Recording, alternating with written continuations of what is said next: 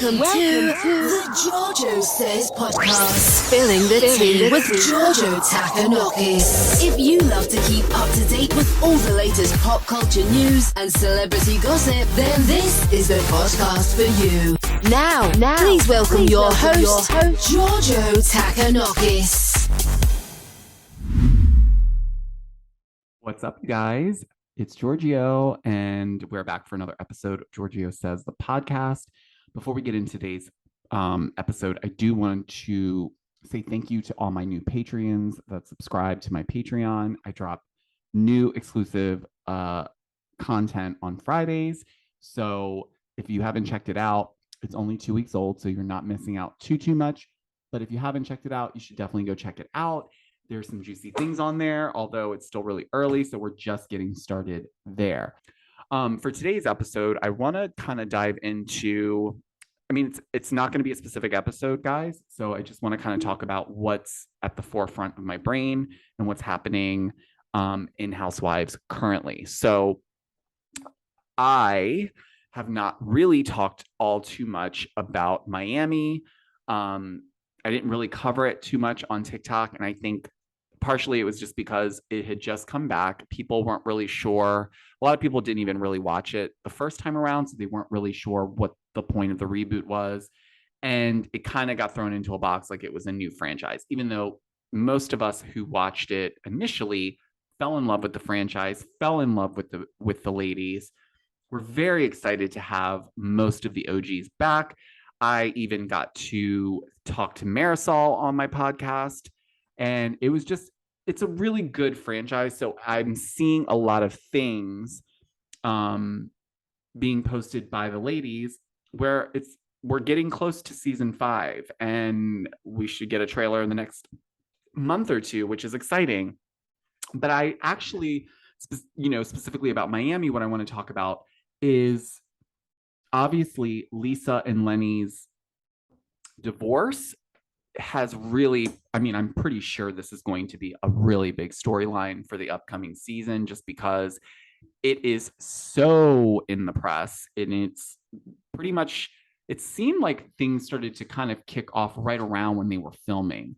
So, it's going to be really interesting to see how that all plays out on the show, because from what I'm reading on this side, it's craziness. And not to say that I wouldn't expect anything less, because the way that Lenny handled this whole ordeal says a lot about who he is as a man, as a human being.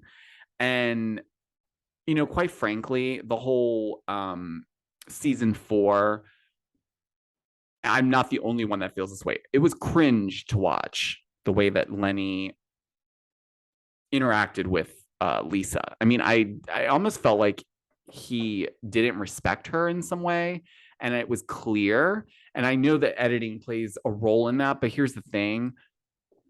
I can't tell you how many times Housewives try to play that card. Oh, editing plays a role in it. No, it does to some degree. And unless they completely edited it to the point where you guys were in two different situations and were using facial expressions or whatnot to try to make it seem like that, that's just simply not the case. But then we find out, obviously, after season 4 wrapped, the reunion aired, I think it was just a couple months later, we see that he's out and about with his new lady friend, and it's clear as day that he's, making a statement by being with this woman at this nightclub, and they're both fine being photographed. So I guess from that point, I think people really just obviously took Lisa's side. It's not to say that I'm not saying Lisa was perfect in the marriage or she did everything 100% right or that she was even a good wife, because let's just be honest, human beings in a relationship, there's ebbs and flows. I don't have children, so I don't know what that added layer is when you're talking about a relationship, but I can imagine that maybe she wasn't living up to all of his expectations, but it's not to say that he was living up to all of hers. So I think, it's easy to be like, oh, well, you look at the previous seasons with his mom, and just recently she said something really snarky in one of the Instagram posts. I think it was for page 6. regarding there's apparently a restraining order against Lisa at this time. How convenient. I mean, my mind goes there just because I feel like it's just so easy to paint Lisa as this crazy wife who just can't move on, even though she's built a whole ass life with you and you just want her to disappear because you don't want to deal with any of the consequences. So you're going to make it really hard for her to, you know, essentially move on with her life. But you guys both have children and you should want to. And I keep saying children. I don't know if they have, do they have more than one? I think they do. I think they have two.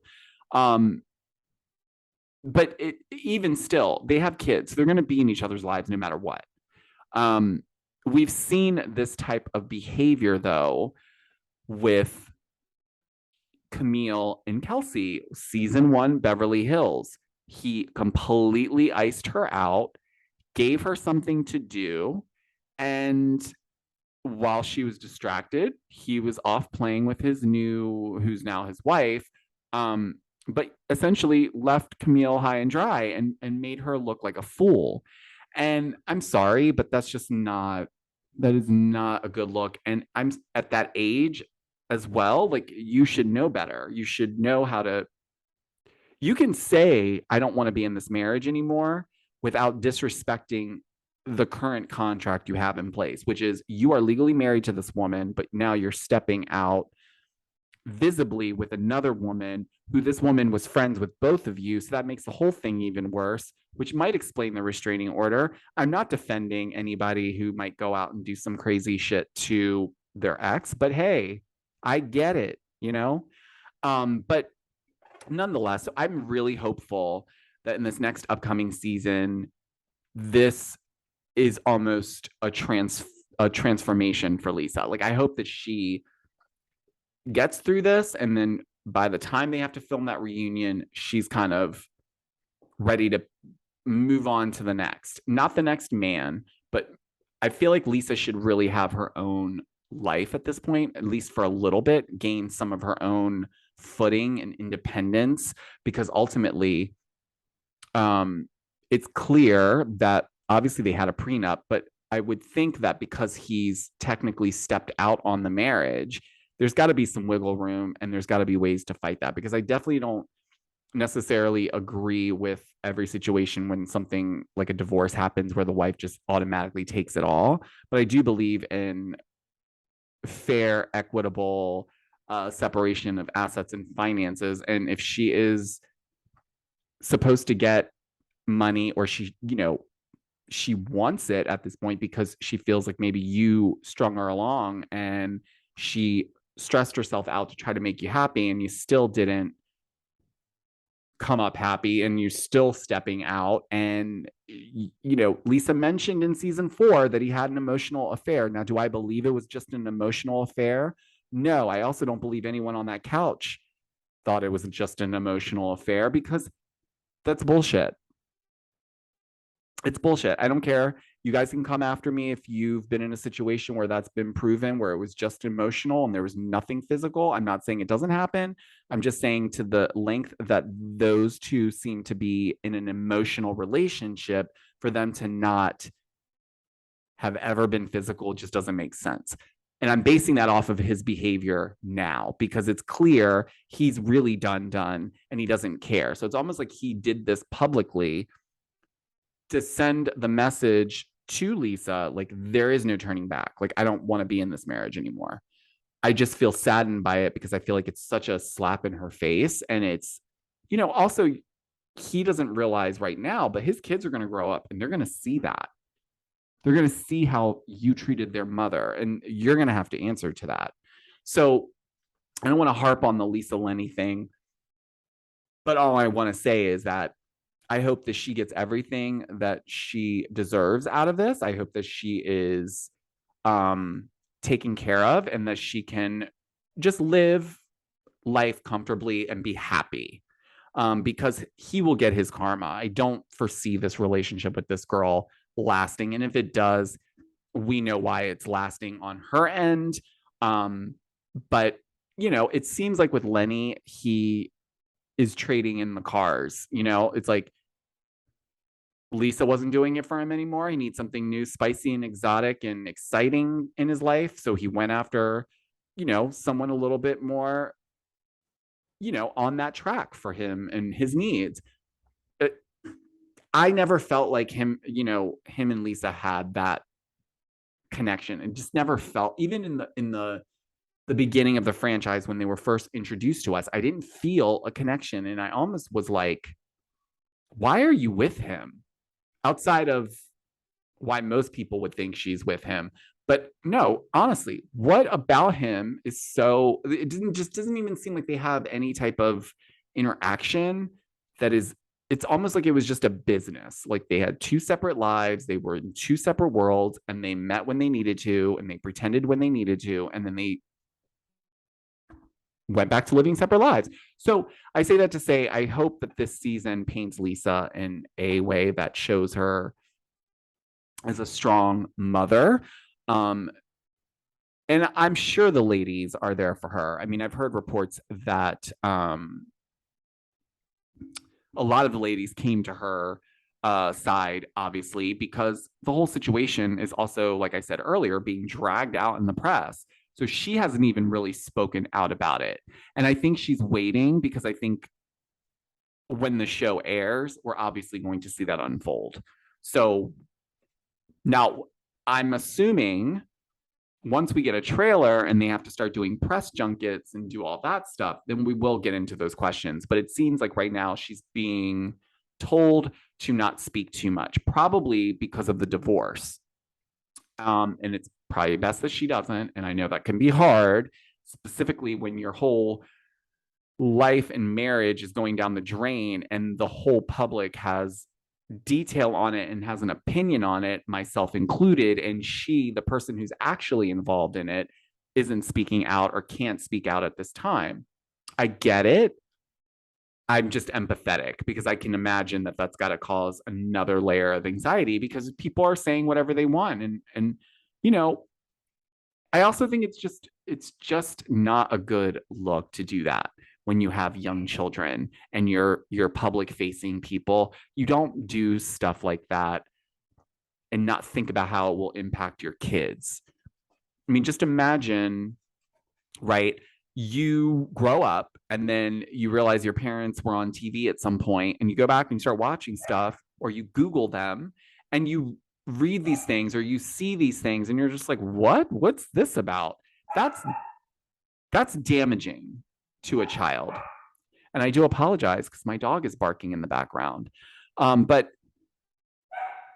it's sad. It's sad to see, but I ultimately hope for the best for her. I know she'll get through it. She's got good women in her corner. I will say this about Miami: they bring it, but they all have each other's backs, and they all have a connection to each other in some way, shape, or form. So the respect is there on and off camera, which is great. And we don't get that in every city. So it is nice to see it where it actually happens. So I'm looking forward to that. And I'm trying to get some of those ladies to come onto the podcast. Hopefully when the trailer drops, you know, I can get some of them to come back. Marisol hopefully will come back. I would love to talk to her again. Okay, let's get into the next topic. This news came out on Monday, and for a split second, I almost felt like someone was playing a prank on me again, because I don't know if I talked about this on the podcast. I may have, or it may have been someone else's. I think maybe a month ago, someone on Twitter photoshopped a fake People magazine article that basically said Tamra and Jesus Jugs were confirmed to come back for season 17 for Real Housewives of Orange County. So I went on and I was really excited. I was like, this is great news. Happy for Tamra. And then I don't know why, but when I went back on Instagram, usually when something like that breaks, it takes up your, like, at least for me, I follow a lot of other Bravo accounts and such. They would be also posting about, and I saw it was crickets. And I was like, wait, why is nobody talking about this? So then I did some further investigating. Turns out, you know, obviously this was a photoshopped People article, and it was obviously meant to throw people off, or obviously like I fell for it.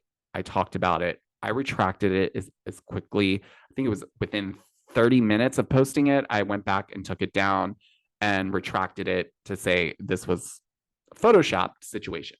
So all that to say, when Monday came around and I got on Instagram, I saw this again, People magazine, and it had Taylor Armstrong's picture, and it said Taylor was going to be on Real Housewives of Orange County for season 17. And I was like, no. You guys are trying to mess with us at this point. But it was true. It was written by Dave Quinn. I went on the People website. Sure enough, the article is there. So my mind was blown, you guys, because if you are a Bravo person, and this has come up multiple times when housewives leave one city and they move to another city that has, a show. There's always that question, well, why can't you just go join that show? And Andy's always been very, very stern about not letting that happen for whatever reason. And I'm sure at one point it was for good reason.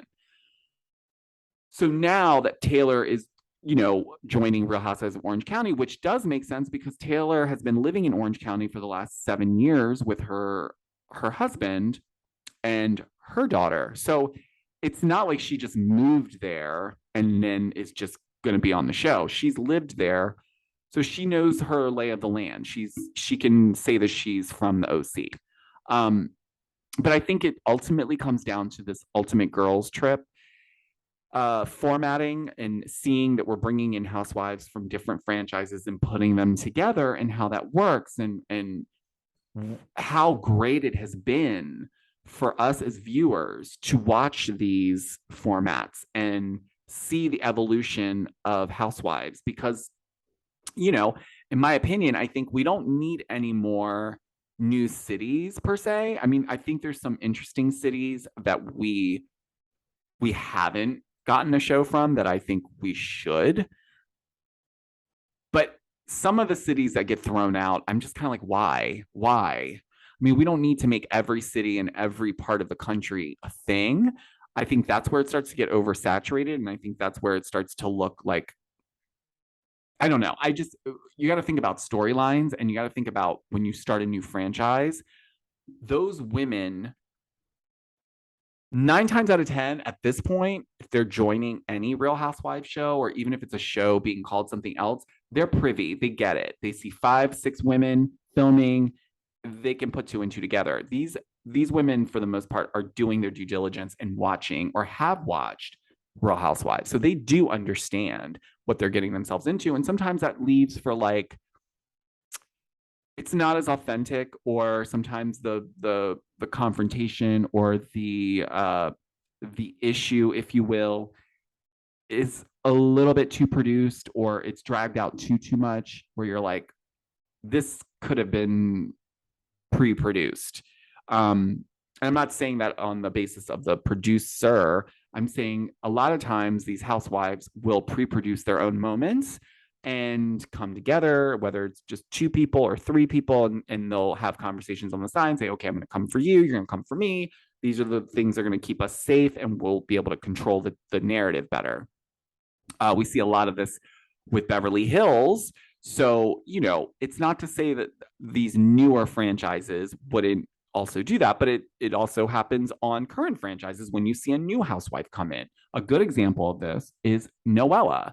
Now, a lot of people were really kind of turned off, and I can see why based on how it looks, but ultimately Noella could have stayed on that show a lot longer had she not played into all the antics that she played into last season. And I strongly feel if she would have approached this whole situation, she still could have come for Heather. But if she would have not done all the excess, the antics, where you're clearly excited to be on the show, so much so that you're trying to give moments and you're telling other cast members after you're done wrapping, I think that was going to be a good scene. Not to say that the other women don't have those conversations. I just think that the timing of it and the way she came in, it just didn't mesh. She didn't fit in. And frankly, I was was expecting them to get rid of Jen after that one season because ultimately she didn't bring anything to the table. And I know I saw an interview with her where she says there's a lot that they kind of cut out or they kind of make it seem like she's a lot quieter. But quite honestly, girl, and she of all people like Noella, they watched the show. They've been trying to get on the show before the season they came on. So again, that they edit the show. By talking to people who have been around or in the show that that's how it works. I'm not on the show, but I know that's how it works. So it's just for her to use it as like the producers showed one narrative and that narrative was just lackluster. Well, why didn't you bring more? So I'm not saying go through the roof, but again, great decision. Also, who else would you guys bring back to OC? I mean, there's a lot of people that are still saying just because you're bringing Tamara back and throwing in Taylor Armstrong, because Taylor is going to be a friend of. Now, they haven't really started, or maybe they started filming this week, or they're going to start filming this week at least. It's still early, so it really all depends. Now, if Taylor comes in and she's strong, they're going to up that and give her an orange. But they're probably testing her out because, again, they feel like it's safe if she stays a friend of. They'll still use her. She'll still probably get a lot of camera time. It'll be, in my mind, it's going to be similar to like Marisol from Miami. She was a friend of, but she was in every single episode. She sat through the whole reunion. That, to me, would make sense. So, unless Taylor is very strong-minded around wanting to only be friend of, but I can't imagine that if she's going to come back after all these years, that she wouldn't take full time. Maybe she just wants to get her feet wet. We'll have to wait and see. I'm sure we'll hear about what's going on because, our friends over on the West Coast like to let us know when things are happening. So I'm hoping that Taylor brings it. I know there's a mixed bag of reviews on my TikTok when I posted that Taylor was going to be on Real Housewives of Orange County. A lot of people in the comments were like, no, why her? But I think it could be good. I really do. I think we're going to have to wait and see, obviously, how it goes, because again, we don't know what the dynamics will be. It will be interesting, but I think Taylor has obviously found her voice. She's in a different place in her life, and she probably wants to show that she's in a better place in her life. Because I think the last time we left her, she was in this horrific mess of a situation, and that's how she left the show. So that's kind of the last memory we had of her until Ultimate Girls Trip. So I think it's great that she's kind of being refreshed, and it's a new franchise, new group of ladies. So we'll see what happens. So, we'll have to wait and see. Like I said, I think they are filming this week. So, good luck, ladies, on a great season. Let's bring it. And let's try really hard to not make this the Heather Dubrow show again, because I can't sit through another season of that. Okay, now let's get into some other things quickly, because I am now in the mood to kind of rant a little bit.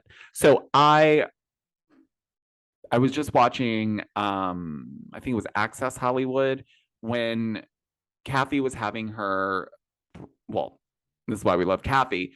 It was her first episode on Real Housewives of Beverly Hills season 12. So she decided to throw herself a premiere party, as she should.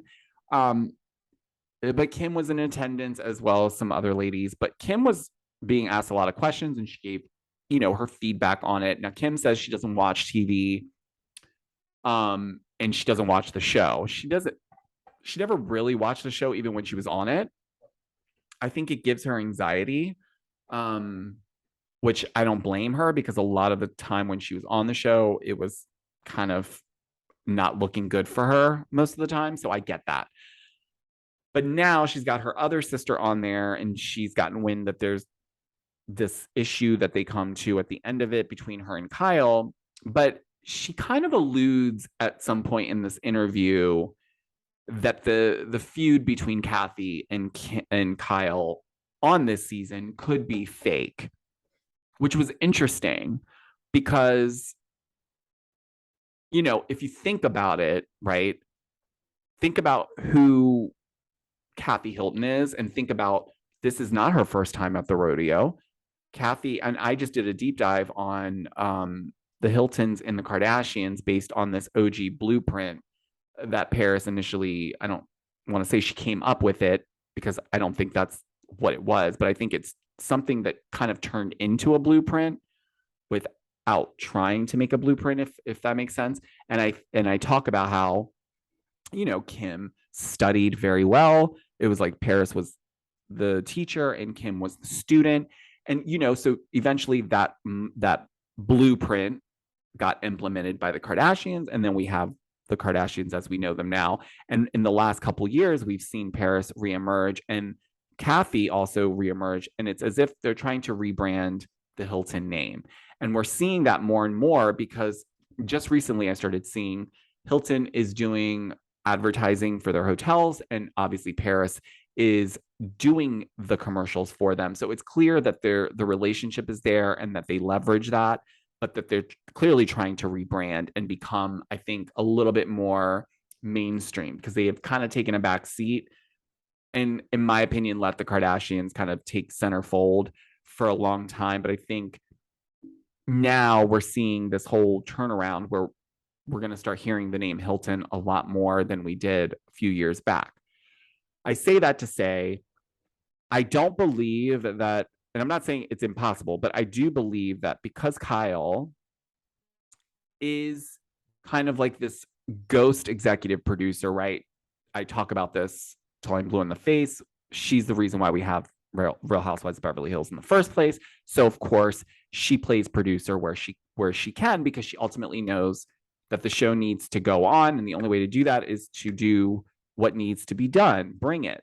So she does a very good job of that. But then it dawned on me, I wonder if, and this is just a conspiracy theory that I've come up with, so no need to go run off and go nuts about it, but it is a theory that I have based on that interview Kim gave to Access Hollywood, where she kind of mentions that the feud could be fake this season. And I don't know if she meant it fake, like fake, or that it's just being much more dramatized because it's for the show. And Kathy understands ultimately what the assignment is. Kathy did not walk into the show blindly. She is very aware of what the formula of these shows are.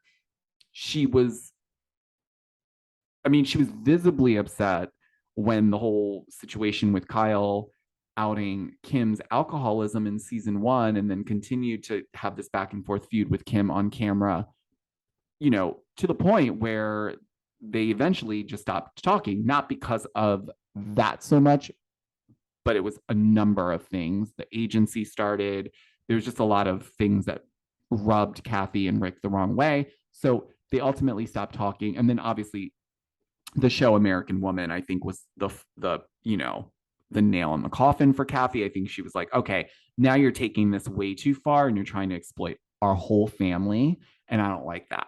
Because Kathy's very, very it's a very hands-off conversation. Kathy's clearly very emotional when it comes to her mom, as is Kim and as is Kyle. But Kyle, I think, has a different mentality around it than Kim and Kathy do. So I think if this theory of mine is true, then Kathy's well aware of what was to come for her. And it could be too that Kim had a conversation with Kathy and said, why don't we have a feud, and kept it between them and plant the seeds, Kathy. And by planting the seeds, I mean, we'll have to wait and see how this all plays out. But based on the allegations, I don't know. Because is Kathy I think that would make it seem like Kathy doesn't know what's going on. And I just don't buy that. I don't buy that Kathy doesn't know what's going on. She may not be able to find her phone charger. She may not be able to, figure out how to get her iPad charged. But I don't, there's just no way I can sit here and believe that she's just like, huh, what's going on? I said what? So I wouldn't be shocked is what I'm saying. I don't think that theory is 100% true because, like I said, we don't know what the edit's going to be. And this is also why Kathy, in her recent interviews, is mindful of saying, you'll have to watch, you'll have to see, because she doesn't even know. She doesn't even know. So that, because that's how editing works. They don't tell you what necessarily the storyline is going to be. You have to kind of play along with it as it comes. So do I think that they're going to give us the stuff that Lisa Rinna was ranting about the racial slur and the homophobic slur? I don't think so. I think that would be pushing the limit on the Hilton brand too much. And the fact that Lisa was going so rampant on social media about it says that we probably won't see that play out, because if it was, then I don't think Lisa would have gone as hard on Instagram with all the DMs and saying all these things about, they got it from their mama and this, that, and the other. So yeah, we will have to wait and see, but we still have a long ways to go. I mean, I think we're going to have 25 episodes for season 12.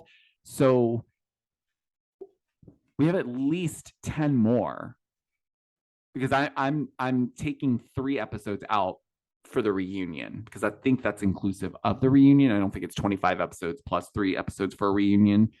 So I'm saying we just finished episode 12 last week. So we have 10 more episodes. So we're going to get a lot more, because we still haven't seen a ton of the stuff that we saw in the initial trailer that first came out for the show. So it'll be interesting to watch.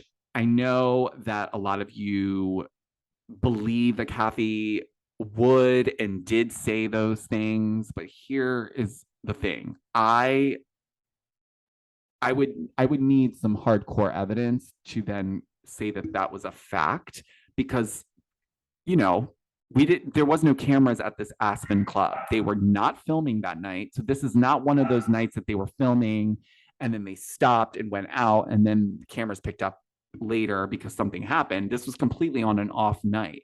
So was that also strategic on Kathy's part? Did she act up a little bit more, knowing that if she did it in front of Lisa or Erica, that they would go back and try to bring it back to the cameras? Maybe. Anything is possible. Anything is possible. And listen, this isn't the first time at the rodeo. Like I said earlier, Kathy's been around this for a long time. Her daughter's Paris Hilton. Do you not think that she's ever had to deal with, putting on for the cameras or being, very strategic in your interviews? Of course she has. So it's not any different now. But Kathy ultimately knows this is good exposure. It's a good platform to be on if she is trying to rebrand or if she's trying to take it up a notch.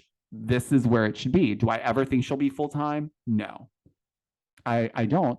And I don't think it's because Kathy doesn't want to. I think Kathy is doing what's best for the family business, and her husband is just not going to do it. He's just not. And I'm sure that he's given her strict guidelines as well for being on the show. And so that's why I say, we have to watch this play out, because I guarantee you there's a lot more to it that we probably don't even know. But I'd love to know your guys' thoughts on it, because I don't know why that theory just came into my head. I think it just came to my head because of the way Kim is honest and transparent without the filter. And so I think this was a moment where she kind of, she spoke something that maybe not necessarily, had Kathy been standing there, she would have had the opportunity to slip up and say. Because I do feel that when I see Kim doing interviews, Kathy's not too far away. And there have been instances where you see Kathy go up to Kim in mid-sentence and be like, all right, Kim, we got to go. Because she's starting to see her go off the tracks a little bit with her commentary. And so I think, ultimately, they're sisters. They're going to have issues. That's normal. I don't know anyone who has siblings that they have this smooth sailing. They get along all the time. They never have any issues. If you do, God bless you. But it's not the real reality that other people live through. And I think watching other people go through that, it's sad, but it's also, I think it's helpful. It's helpful because it shines a light to people that are going through something similar to say, I'm not alone in this. I understand how Kyle feels. I understand how Kathy feels. I understand how Kim feels. So, I think it's all about, bringing it. This is a show. We're not just filming something light and everyone's going to be hunky dory. It's not. And like I said, Kathy is well aware of the format of how this show, runs, what the formula is. No one gets a nice season 2. And then by the looks of it, it looks like they're really taking a hard hit on her. But it could be that she was the sacrificial lamb because maybe she understood the assignment. Maybe it went something like this. Oh, well, Kathy, since you're coming in so late, can we do something with you? Can we have an altercation with you and your sister at least so we can kind of close out the season? You know what I'm saying? Like that's kind of where my head is at with this whole thing. But yeah, I think that's all I kind of wanted to kind of jump on here and talk about. This is mainly just like I just wanted to kind of talk about these topics. I haven't really fleshed them out in any other spaces like TikTok or anything like that. There were just things that are kind of I'm mulling over them in my head, and I'm excited because I saw that Miami's coming back. So I definitely wanted to touch on that and the Lisa and Lenny situation because I haven't really talked about it all too much. And then Taylor Armstrong joining Real Housewives of Orange County, which is an iconic move that Bravo's doing that. And that's awesome and fun. And I'm really excited to see what Taylor brings to that franchise. And then with Beverly Hills, obviously, we have a new episode on Wednesday this week. And we still have a lot to see. We still have at least 10 more episodes before the finale. So buckle up because I've heard it's going to be a very, very wild ride. And I'm not exaggerating on that. But I will definitely be talking to you guys next week. As you know, my podcast episodes come out every Wednesday. And then my Patreon, for my Patreons, you get your bonus episode and your deep dive and your let's talk about it. So my Patreon, I basically dive into blind items, other rumors. So if you haven't checked out my Patreon, please do so. It's patreon.com/Giorgio says. There's 2 different tiers. It's still early. I'm still cooking up things, but we are full steam ahead. And I have a new episode coming out this Friday. Anyways, guys, I don't want to continue ranting. Thank you for joining me today. And until next week, guys, I will talk to you soon. Bye.